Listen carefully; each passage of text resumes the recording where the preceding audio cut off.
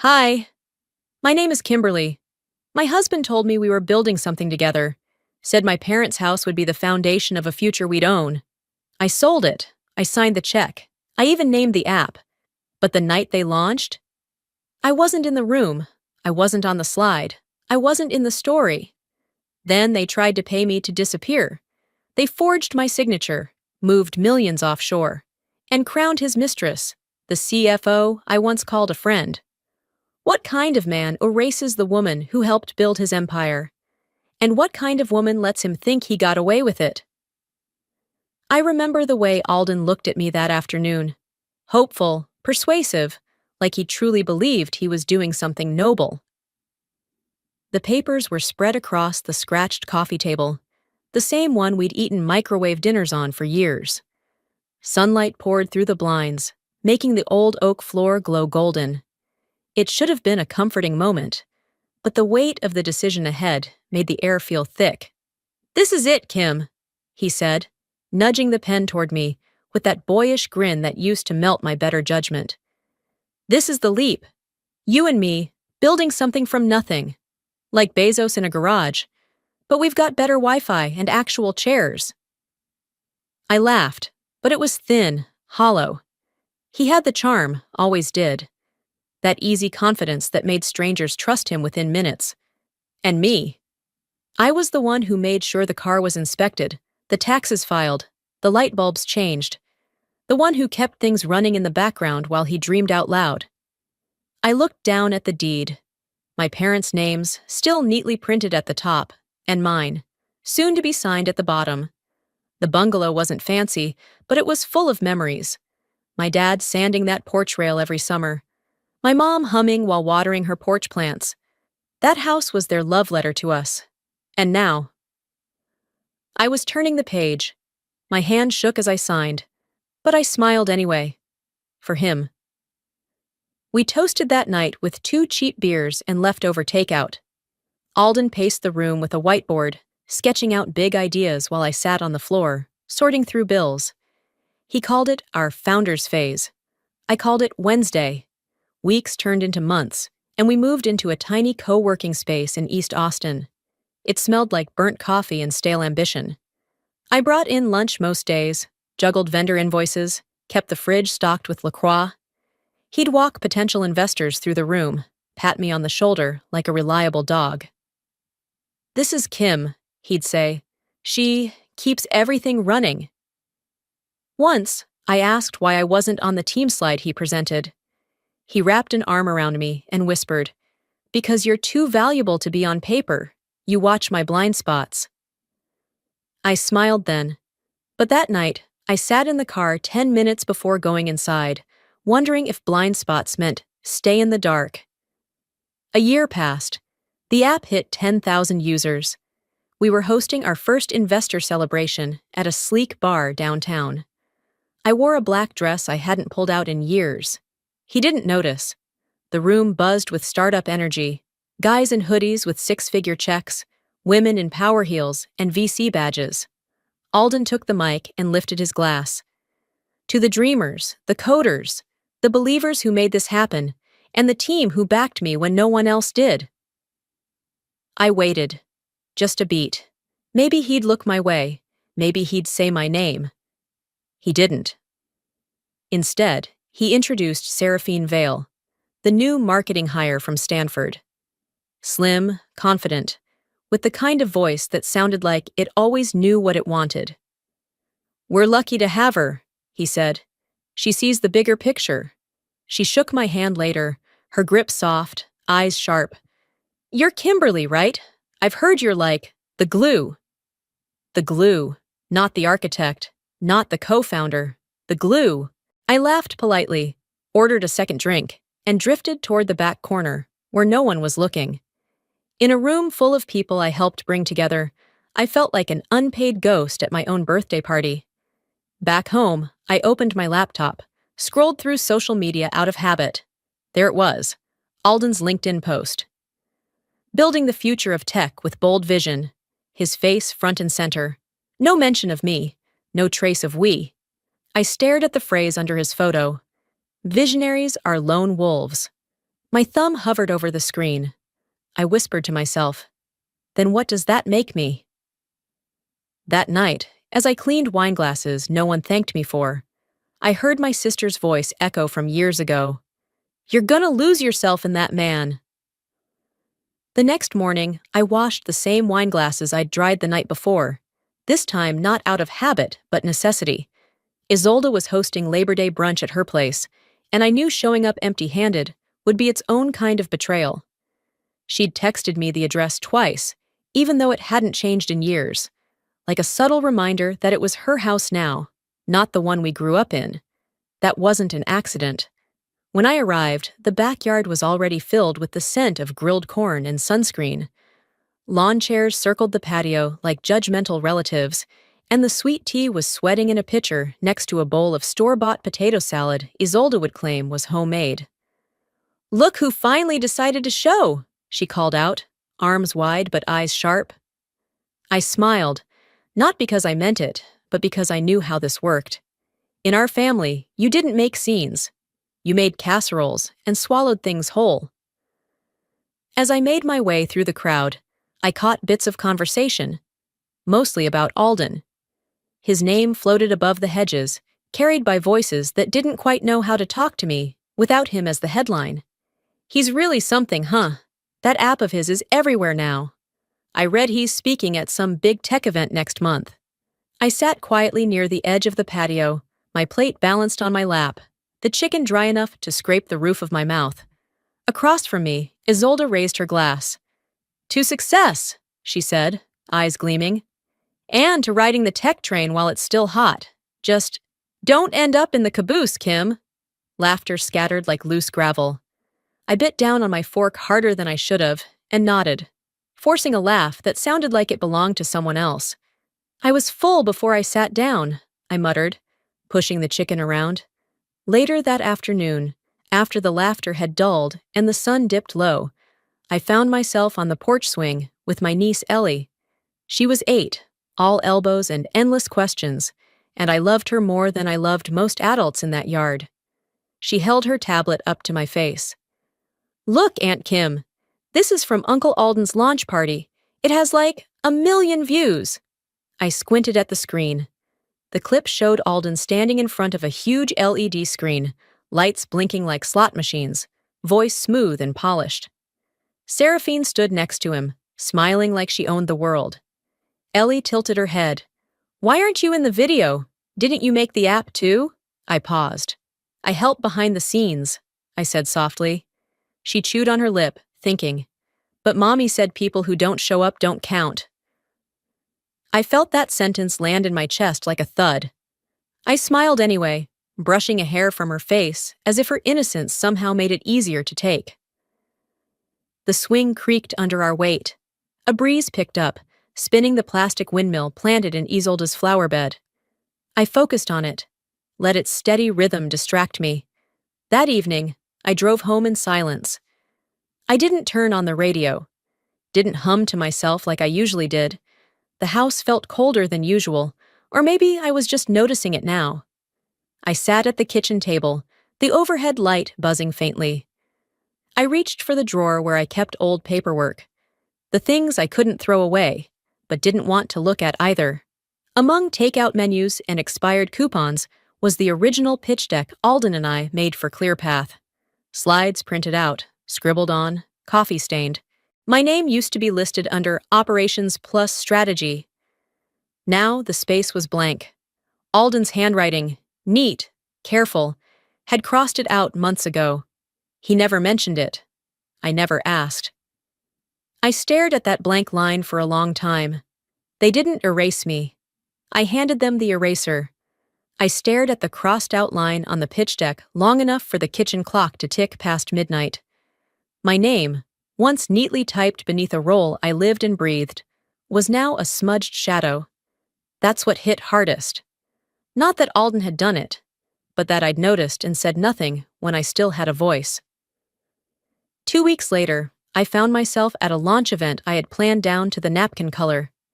It was held in one of those industrial chic tech hubs in East Austin that smelled like overachievers and burnt espresso.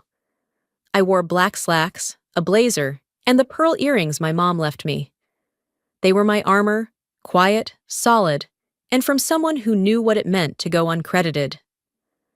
By 5 p.m., I was pacing between rented cocktail tables, checking catering trays, queuing up the presentation screens, and fielding last-minute texts from sponsors who couldn't find parking.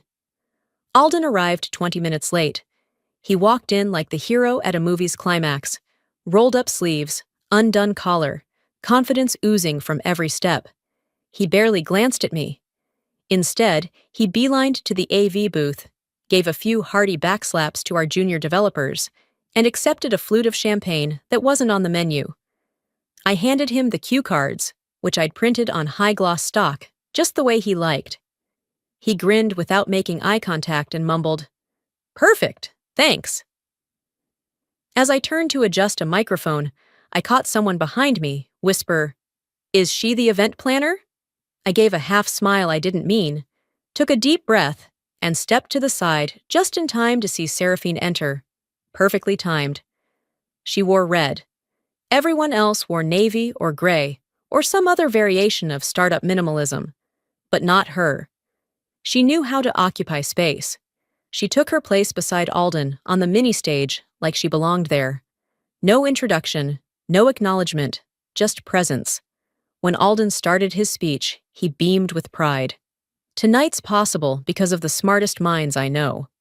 He gestured to Seraphine. "She gets it. She sees where we're going." He never looked at me. I stood in the back near the fire exit, sipping a warm bottle of sparkling water, watching as the applause rose. And for the first time, I felt not forgotten, but invisible by design. A week later, I was sitting cross-legged on the couch, with my laptop perched on a pillow, when I saw the write-up. A local business blog had covered the event. The headline read, "Solo Force Behind ClearPath's Rise." A smiling photo of Alden, arms crossed in front of a screen that showed slides I had built from scratch. Not a mention of me, not even in the caption. I scrolled slowly, eyes catching on every sentence that twisted the truth just enough to hurt. Visionary founder? From garage to greatness. Trailblazer. I didn't disappear. I was never meant to be seen. That night, while finalizing receipts in our shared Google Drive, I noticed a thread of emails I hadn't been copied on. I clicked, and there it was. The subject line, IPO prep, clean version. It was a back and forth between Alden and Seraphine. The contents were more than strategic, they were surgical. Seraphine wrote, "Let's keep Kim out of the legal frame. No need to complicate ownership visuals." Alden responded, "She's not critical to the narrative. No one outside remembers her role." There was no anger, no venom in their tone, just clinical efficiency. My stomach tightened, not from rage but clarity. This wasn't a misunderstanding, it was a choice. I had become inconvenient to the story they were building. The person who knew too much, but wasn't pretty enough for panels or bold enough for podcasts. So this is what erasure looks like, word by word. The day after I found that email thread, Seraphine texted me out of the blue. "Hey Kim, let's catch up. Been too long. Lunch on me?" I stared at the screen for a full minute, thumb hovering over the keyboard, then typed back, "Sure. Same spot downtown?" She responded instantly with a heart emoji. That figured. 2 days later, we met at a quiet little bistro near Congress, the kind with reclaimed wood tables, over-salted kale chips, and cold brew on tap. She walked in dressed like a feature in a tech blog, casual but intentional. Oversized sunglasses, soft waves in her hair, a tote bag slung over one arm like it didn't weigh a thing. "Kimberly," she sang, arms open wide. We hugged like acquaintances at a reunion, all performance and no substance. I sat across from her, letting her talk first. That was always the trick with people like her. They revealed more when they believed you weren't watching. She asked about my health, about yoga, about whether I'd seen the new mental health app Alden was pitching to VCs. I nodded along. I wasn't sure whether to laugh or scream. Halfway through her matcha latte, she leaned in, her voice lowered. "Kim, are you doing okay emotionally?" I blinked. "Excuse me?" She smiled the way someone does before slipping a knife under your ribs. Well, I've just noticed you've been distant. You don't come to meetings anymore. You seem off. We're worried. We. I knew what that meant. Alden. Maybe a couple of board members. Maybe just her playing ventriloquist again. I didn't flinch. I've been focused on operations, like always. She cocked her head, faux sympathy dripping off her tone. Of course, but operations can't thrive if the operator isn't stable. The rest of lunch passed in a blur of noise and forced smiles. When we said goodbye, I watched her walk away, hips swinging like she was on a catwalk. I sat in my car for a long time before driving off. That night, I pulled the old folders from my closet. Hard drives, thumb drives, legal binders. Years of work. I clicked through old company records, saved contracts, buried emails. It was after midnight when I found it. A PDF labeled Internal Review Memo Not Final. The preview alone made my chest tighten. Concerns have been raised regarding Kimberly Keene's emotional reliability. I opened it and read every line. Mood instability during team presentations. Attachment to legacy practices that no longer align with company vision. Resistance to change due to personal investment in outdated frameworks. Author, Seraphine Vale. CC'd, Alden Rhodes. I didn't cry. I didn't even get angry. I felt cold, measured. They weren't just sidelining me. They were building a legal case for my disappearance. A narrative of fragility, of volatility, so if I ever objected or fought back, they could say, "Look, we warned you, she's not well," and people would believe it. Because Seraphine had charm, because Alden had a reputation, and because I'd been quiet too long. They weren't just ignoring me. They were preparing to replace me, on paper and in people's minds. The next morning, I parked outside that same cafe again. Not to eat, just to think. I scrolled through my photos, stopping on one from college. Me and Seraphine, arms around each other in dorm t-shirts, smiling like idiots. She didn't stab me in the back. She held my hand the whole time and squeezed the blade deeper. I deleted the photo, not out of spite, out of clarity. That was the first time I let go of something that didn't deserve a place in the next version of my life. I left the cafe feeling like I'd been sleepwalking through a trap I helped design. The sun was sharp, the breeze too soft to cut through the heaviness in my chest. At home, the quiet waited for me like a patient enemy. When I opened the front door, there was a padded envelope leaning against it. No return label, no handwriting, just blank, sterile anonymity. I brought it inside like it was a box of glass. Inside, a thick contract, legal boilerplate wrapped in expensive bond paper. My name printed in bold on every page. And at the top, settlement and non-disclosure agreement. I scanned the first section. If signed, I would receive a one-time payment of $125,000 in exchange for relinquishing any present or future claim to ClearPath's intellectual property, withdrawing any acknowledgement of contribution to the company's founding or operational framework, agreeing not to speak publicly about my involvement. Ever. There was a yellow sticky note on the last page, crooked and handwritten. Just 5 words. Let's end this gracefully. Graceful. I read through it twice, then a third time, each pass tightening something in my chest. I wasn't furious. Not yet. I was stunned. They'd calculated the cost of my silence, labeled it, priced it, wrapped it in polite words, and couriered it to my doorstep like a thank you card for playing the background. I stared at the sticky note. Seraphine always did know how to put a bow on a dagger. The next evening, I met Alexis at a small Italian place we'd gone to since college. She was the only person outside of the company who'd seen me before the titles, before the startup dinners and brand colors, and the carefully curated lives we pretended were spontaneous. She arrived late, waved off the waiter like she owned the place, and sat across from me with a glass of Pinot already in hand. "You look tired," she said, more observation than concern. I passed her the envelope. She read in silence, lips pursed. Her thumb hovered over the signature line, like it burned her. When she finally looked up, her voice was calm. Kim, maybe it's not a loss. Maybe it's closure. I laughed without meaning to. Closure? They sent a check and a warning label. She didn't blink. I think they gave it to shut you up. Her tone was gentle, but her words landed with a thud. She kept going, like people do when they're scared for you, or maybe scared of becoming you. Look, I'm not saying they're right, but what are you going to get out of fighting this? A public mess? Legal bills? Headlines that make you look like a bitter ex? Walk away while you still have dignity?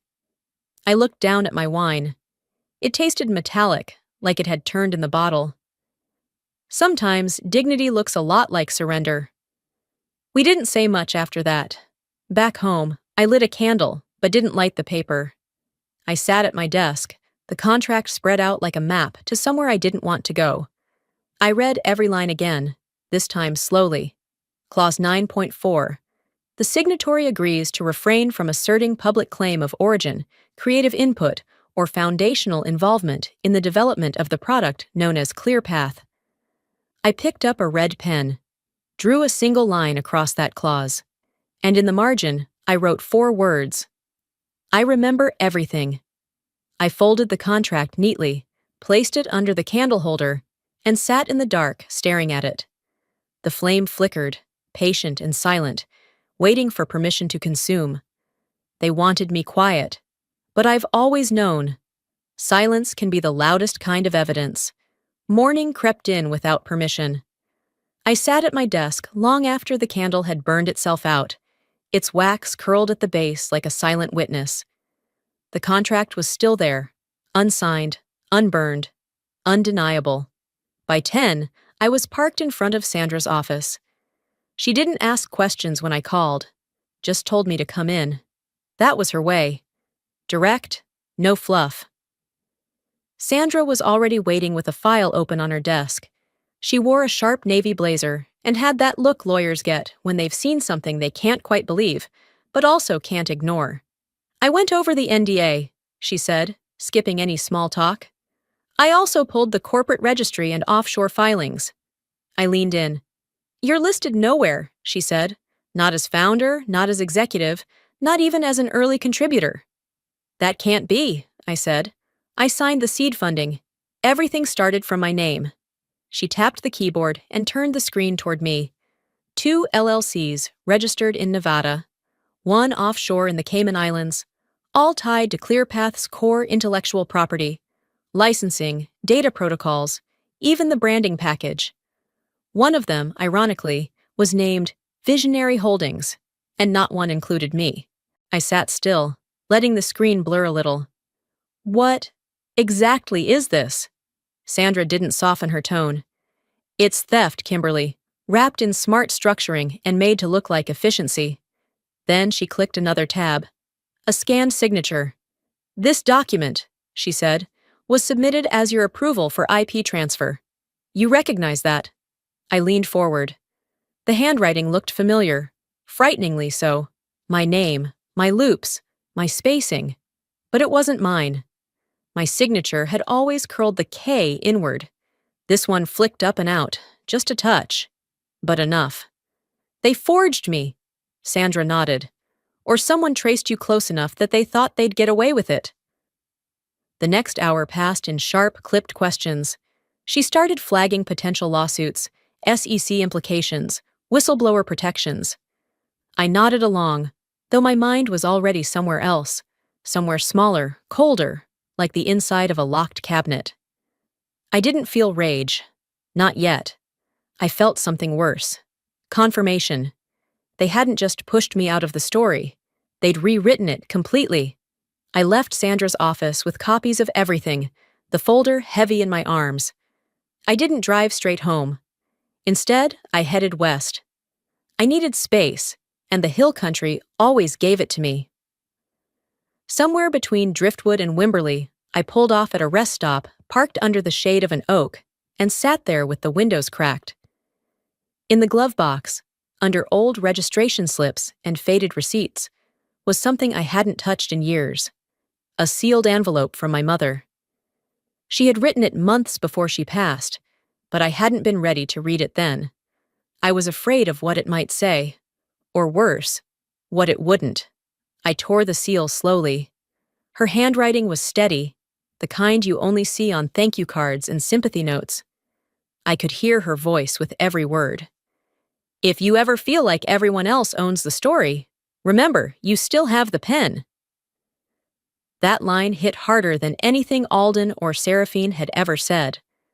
I folded the letter back into its envelope, gently, like it deserved reverence. The wind picked up a little outside, rustling dry grass and stirring the dust off my tires. I looked out at the long stretch of road ahead and whispered, "Not anymore." This chapter's mine, the crown that wasn't mine. By the time I drove back into the city, the sky was overcast with the kind of gray that felt deliberate, like the world had conspired to dull the colors around me. I pulled into my driveway, turned off the engine, and sat still long enough for my seatbelt alarm to chime twice before I moved. The letter from my mother was folded neatly in my glove box now, tucked beside registration papers and a half-used parking pass from a holiday party Alden never thanked me for. That night, I laid in bed staring at the ceiling, not thinking, not planning, just listening to the steady creak of the ceiling fan. And then came the email. Subject line: Texas Innovation Summit. RSVP for Mr. Rhodes, plus guest. The assistant had CC'd me like I was some afterthought. Just confirming your attendance as Mr. Rhodes' partner. I nearly deleted it, but something made me reply. Confirmed. Saturday came quickly. The hotel was downtown, wrapped in banners and tech logos like a modern-day coliseum. People in polished shoes and expensive watches checked in with printed QR codes and fake smiles. At the table, the young man scanning badges asked without looking up, "Name? Kimberly Keene?" He paused, scrolled, then said, "You're listed under the spouse section." My smile didn't reach my eyes. Of course I am. He handed me a plastic badge, bold gray letters. Partner, domestic. I stepped into the ballroom and felt like I'd walked into a curated illusion. Spotlights, high-top tables with floral centerpieces, screens looping product animations and investor reels. Across the room, I saw Alden, already surrounded by VCs and reporters. He looked completely at home, like none of this had ever belonged to anyone but him. The section I was guided to sat far from the stage, near a bar where two women compared recipes for lemon cake and debated whether their Pilates instructor was really certified. "I used to build pitch decks," I murmured under my breath. "Now I'm expected to swap crockpot ideas." I sipped my champagne, warm, cheap, and turned my attention to the stage. The MC stepped up, all polished hair and cue card confidence. "Tonight, we celebrate innovation, leadership, and the visionaries shaping tomorrow." And then it came. This year's rising tech icon, Seraphine Vale. The applause was thunderous. I didn't clap. Alden kissed her cheek before she climbed the stage. Flashbulbs went off like fireworks. Seraphine took the mic. "I'm here because great teams and great vision empower women like me." Behind her, the giant LED screen flashed images, mock-ups, interface designs, strategy roadmaps. I knew them all. I'd made half of them. My work stood behind her, silent and obedient. I clenched my glass so tight I thought it might snap. But I didn't cry, didn't flinch. I stood up, walked out slowly. No one followed. The hallway outside was dim and quiet, a mercy. I sat on a bench by a vending machine, the hum of the refrigerator, the only sound keeping me company. My phone buzzed. A text from Alden. "Hope you enjoyed the show. Sorry they seated you wrong."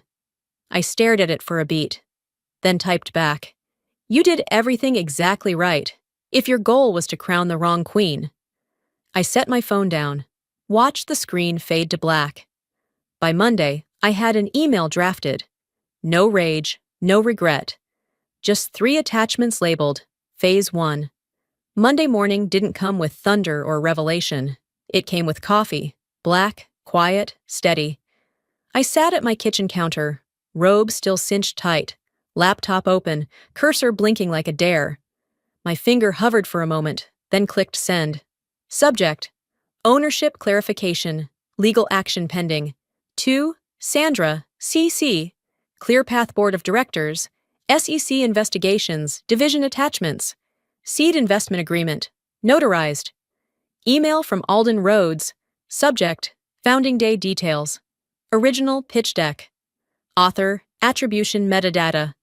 No rage, no regret, just facts, lined up like dominoes. And with that, I sipped my coffee. Not to celebrate, just to mark the start of something irreversible. I didn't go back to bed. Instead, I paced. Folded laundry I didn't need to fold. Watered the plant on the windowsill that was already dying. My hands needed something to do while my name began rewiring someone else's narrative. By sunset, I was standing at my front door, lights off, curtains drawn halfway. I heard the gravel crunch before I saw the car pull up. Alden. He stepped out slowly, wearing that same charcoal coat he reserved for board meetings and second chances. He walked up the steps like he still belonged in my world. I opened the door just before he could knock. Kim, he said. That name had never sounded cheaper. You didn't have to do this. I held my stance. You're right. I could have gone louder. He shifted, smiled like a salesman trying to recover a lost deal. There's been a misunderstanding. We could work this out privately. No press, no public filings, just us. I stepped back inside for a second, returned with an envelope. This isn't private anymore, I said, handing it over. It's a demand letter with injunctive relief outlined on page 3. You'll also find a draft motion to suspend the IPO, pending forensic audit. He didn't take it. Not immediately. He stared at it like it might burn him. You're going to destroy everything we built, he said finally. No, I replied. You already did. I'm just taking back what's left. The silence between us lingered long enough to feel like a choice. Eventually, he took the envelope. I didn't invite him in. He didn't ask. He walked back to his car slower than he'd arrived. At the curb, he turned slightly, like maybe he thought I'd say something, offer one last olive branch out of habit. But the door was already shut. I stood behind the curtain, still dry-eyed, and watched him hesitate. That door's been closing for years. Tonight, I heard it latch. 3 days passed without a word. I didn't go near the news, didn't check social media, didn't open my inbox. I just sat with the quiet, walked it around the block, folded it into my laundry, stirred it into my coffee. But when I finally stepped into Sandra's office on Thursday morning, her face said it all before she opened her mouth. They froze it, I blinked. The IPO? She nodded. This morning. Bloomberg picked it up before the market even opened. She turned her laptop toward me. There it was in all caps, black and white. ClearPath IPO, suspended pending legal review. The subheadline hit harder. Co-founder's legal filing raises ownership questions. I stared at the screen, not smiling, not moving. It's working, Sandra said softly. I didn't say anything. There was nothing left to say. By noon, my name was trending. Not because I gave a statement, not because I hired a PR firm, but because people were digging. Forums lit up with timeline comparisons. Podcasts speculated on founding documents. One tech reporter tweeted, "Is Kimberly Keene the real builder behind ClearPath?" A few hours later, Seraphine issued a public statement. It was the kind of vague, hollow apology people craft in rooms filled with lawyers and handlers. We respect the contribution of all those who have touched the ClearPath journey and look forward to resolving these matters professionally. Alden didn't say a word. No camera footage, no tweets, no posts. I didn't speak either. I didn't need to. Instead, I opened LinkedIn and edited my bio. I added one sentence, built the foundation before they built the brand. I closed the app, logged out. That night, I couldn't sleep. Not because I was restless, but because for the first time in years, the quiet wasn't suffocating. It was earned. Around 12:30, I opened my inbox. Over 100 unread emails. I scrolled past press requests, industry gossip, and board chatter until one subject line made me pause. You probably don't remember me. I clicked. Kimberly, I was your intern in 2018. You taught me how to write product briefs and how to ask better questions in meetings. You asked me how I was sleeping, not just how I was coding. No one had ever done that. I left ClearPath a year later and joined another startup. I've been watching from the sidelines lately, and I just wanted to say thank you. If there's anything I can do now, I owe you big. Ty, I read it twice, then again. I didn't cry, but I did close my eyes and breathe deeper than I had in weeks. Someone remembered, not because they had to, but because truth finds a way through even the thickest silence. The next evening, I climbed the stairs to the rooftop of my building. The city stretched out below, lit in patches like a quilt stitched in neon. I brought a printout of the IPO suspension article with me, not to frame, not to flaunt, just to hold. I sat there with the breeze in my hair, watching headlights crawl like fireflies along the freeway. I wasn't angry anymore. The headlines didn't clear my name. The silence of those who knew did. I pulled a notebook from my bag and wrote across the first page. Next steps. I didn't write anything else. Not yet. But I smiled, small, quiet, full. By the following Monday, Seraphine was trending, for all the wrong reasons. 2 weeks after the IPO freeze, I stepped into the glass-paneled boardroom on the top floor of ClearPath's downtown tower. The building hadn't changed, but I had. I wasn't there as a wife. I wasn't there as a former anything. I was there as a stakeholder, with paperwork to prove it and a lawyer at my side. Sandra entered just behind me, heels clicking in steady rhythm, a folder under one arm. On the other side of the table sat the usual suspects, Alden, Seraphine, and 6 board members I'd smiled at during launch parties, but who never remembered my name. I didn't waste time. I'm here to clarify ownership, I said. Not destroy your company, just clean house. Gideon Yates stepped through the door a second later. The same investor Alden had ghosted 3 years earlier, now standing beside me, like a reminder that karma had a memory longer than most people's patience. Sandra slid the first set of folders across the table. Financial misappropriation reports, forged signature comparisons, shell company documentation, she said, like she was reading a shopping list. Alden shifted in his seat. Seraphine kept her smile. It was too tight. Let's not dramatize this, Alden started, hands raised. Sandra didn't flinch. We're not. You are. Then came the audio. I pressed play on a recording pulled from a VC networking event. Seraphine's voice poured through the speakers. Confident, smug, undeniable. We knew she wouldn't fight back. She's a planner, not a threat. A rustle moved through the board. A few glances, some throat clearing. One member finally asked, "Why didn't we know any of this?" I looked up, steady. Because you listened to the loudest voice in the room, not the one doing the work. Seraphine opened her mouth, but I raised my hand before she could spin it. Save it. I spent 5 years being told to wait my turn. It's here. Alden, pale and still, tried again. I'll step down, he said. Effective immediately. Sandra leaned forward. The vote's already scheduled. The board didn't hesitate. 10 minutes later, a unanimous decision. Effective today, Alden Rhodes is no longer affiliated with ClearPath in any capacity. A press release was prepared on the spot. Seraphine remained seated, arms crossed tightly, like she could hold herself together with posture alone. I didn't gloat. I didn't raise my voice or ask for thanks. I walked to the window, watched the traffic pulse below like blood through veins, and took a breath.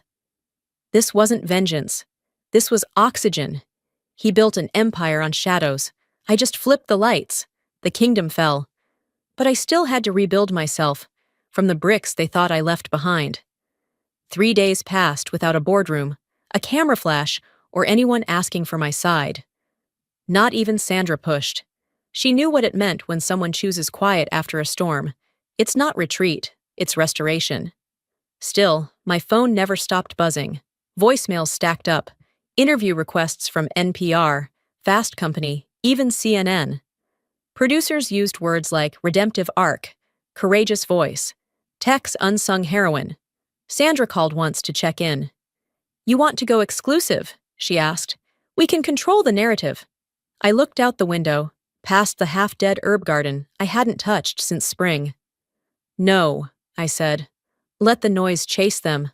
I'm done auditioning for credit." Instead, I opened my laptop and typed a single post. Some truths are louder in silence. I'll let the record speak. It hit 500,000 likes in 2 hours. That evening, I was slicing an apple in the kitchen when the doorbell rang. I didn't expect anyone. I certainly didn't expect Isolde. She walked in without waiting, a bottle of red under her arm, and a look on her face that wasn't apology, but something close. "No glass in hand?" she said, holding the wine up like it was her permission slip. "I figured you'd bring your own," I replied. We sat at the kitchen table like we had 100 times before we became different people. She poured. We clinked glasses, out of habit, not ceremony. She cleared her throat. "I didn't think you had this in you." I didn't blink. "That was your mistake." She nodded, looked down at her glass, then back up. "I didn't mean it as an insult." "I know," I said, "but you did mean it." There was a long pause. She didn't apologize. I didn't ask her to. "I just thought, he was the one with the vision. You were the structure. I didn't know structure could burn it all down." I smiled, small and flat. Structure holds the matches too. We didn't talk much after that, just sat, sipping in the shared silence of two sisters who knew they'd never be close, but had finally stopped pretending they were enemies. Later that night, I climbed to the rooftop of my apartment building again. The city blinked below, unaware that anything had changed.